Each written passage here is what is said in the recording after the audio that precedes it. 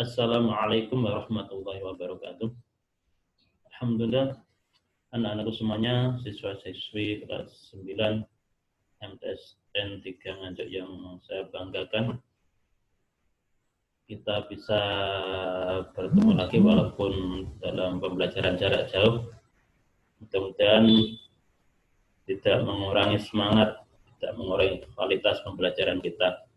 Mari kita awali pembelajaran kita dengan membaca basmalah bersama-sama. Bismillahirrahmanirrahim. Langsung saja pembelajaran pada kali ini kita akan mempelajari rukun iman yang kelima. Apa anakku? Rukun iman yang kelima. Ya benar, iman pada hari akhir. Beriman pada hari akhir yakni meyakini bahwa semua makhluk itu akan mati dan ada kehidupan baru yakni di akhirat nanti. Dan semuanya akan dipertanggungjawabkan nanti. Semua perbuatan kita di dunia ini akan dipertanggungjawabkan dan akan dibalas sesuai dengan perbuatan kita. Kita harus yakin itu. Makanya semuanya harus berhati-hati. Ucapan kita, perbuatan kita, perilaku kita, semuanya akan dipertanggungjawabkan. Itu iman pada hari akhir. Selanjutnya, dalam menyikapi hari akhir itu ada beberapa kelompok, ada 3 kelompok. Yang pertama ya ini kelompok yang mengingkari, tidak percaya adanya hari akhir. Itu banyak sekali itu. Sudah mati, sudah nggak ada urusan itu. Itu kelompok yang pertama. Itu pisan buat gaya soro. Itu kelompok yang pertama. Tidak meyakini. Tidak, ini golongan ateis, golongan yang tidak bertuhan. Kelompok yang kedua yakni percaya adanya reinkarnasi. Jadi mereka itu akan hidup sesuai perbuatan mereka. Kalau dia berbuat baik nanti akan hidup lagi seperti manusia. Kalau berbuat jelek mungkin seperti monyet, seperti babi dan sebagainya. Nah, ini seperti film, kalian mungkin tahu film si Gokong, apa itu? Gokong atau si Gokong.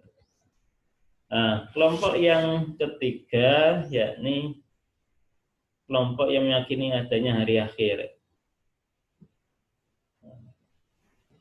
Ini meyakini bahwa nanti ada pertanggungjawaban, ada kehidupan lagi di akhirat nanti.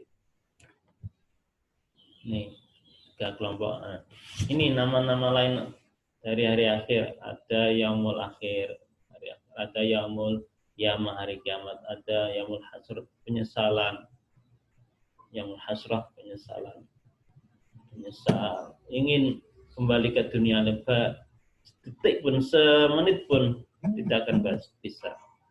Yaumul ba'ats akan dibangkitkan dari kubur. Yaumul hisab akan dihitung semua amal perbuatannya dan sebagainya.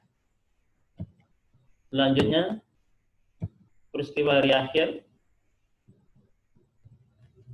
itu dimulai dengan tiupan sangkakala yang pertama. Ketika sangkakala ditiup oleh malaikat siapa itu kejadian setelah hari kiamat. Ini setelah manusia masuk dalam alam barzah, alam kubur, di situ akan dibangkitkan. Nah, di alam kubur ya, kalau matinya zamannya Nabi Adam ya lama. Makanya hidup di dunia itu hanya sebentar. Istilahnya orang Jawa itu cuma mampir ngombe. Yang namanya mampir ya sebentar. Contoh, kalian mampir ke rumah saya karena kehujanan. ya harus ikut yang diampiri. Umpama saya dipersilahkan kamu dipersilahkan di teras, ya di teras, nggak boleh masuk. Kalau kamu saya beri air putih, ya air putih itu nggak boleh minta yang lainnya. Jadi ikut apa yang kamu ampiri. Seperti hanya kamu sekarang ini, kalian mampir di bumi ini. Bumi ini miliknya siapa? Miliknya Allah. Maka kamu ya harus ikut perintah apa yang punya bumi ini. Kamu diperintah untuk sholat, ya harus sholat. Diperintah puasa, harus puasa. Dilarang untuk berbuat maksiat, ya jangan maksiat. Jangan pacaran, jangan melihat barang-barang yang maksiat, maksiat mata, maksiat tangan, maksiat kaki, dan sebagainya. Dan di dunia ini hanya sebentar, mungkin paling lama 100 tahun atau 100 lebih, jarang sekarang. Mungkin 70 tahun, 80 tahun, 60 tahun, bahkan ada yang masih kecil baru lahir sudah meninggal. Ada. Dan mati itu sewaktu-waktu. Bisa nanti, bisa besok, bisa lusa.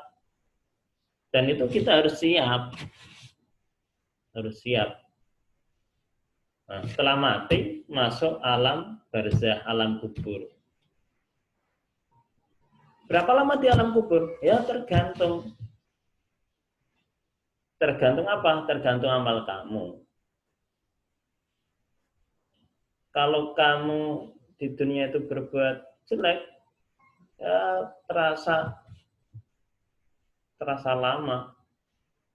Mungkin 1 hari terasanya bertahun-tahun. Tapi kalau di dunia itu berbuat baik, beramal baik, ribuan tahun itu enggak terasa. Mungkin terasa cuma 1 hari. Setelah di alam kubur akan dibangkitkan dan dikumpulkan di padang mahsyar, yaumul mahsyar. Yaumul mahsyar, ya tergantung amalnya sendiri lagi. Kalau amalnya baik, ya nggak kepanasan. Saya mengatakan itu matahari itu 1 jengkal. Ini aja yang mataharinya berjarak ribuan kilometer, panasnya seperti ini, apalagi nanti dia memasak. Hari perhitungan, yaumul hisab, dihitung amal kalian. Hari penimbangan, setelah dihitung, ditimbang, banyak yang mana, baiknya atau jeleknya. Setelah ditimbang, ditentukan kamu masuk surga atau neraka. Itu tahapan-tahapan perjalanan hidup kita. Mungkin itu yang bisa saya sampaikan. Ada kesalahan, kekurangan, mohon maaf. Ya tugas kalian yang nanti di penilaian keterampilan atau kalian buka di penilaian pengetahuan. Dari saya, salam mohon maaf. Assalamualaikum warahmatullahi wabarakatuh.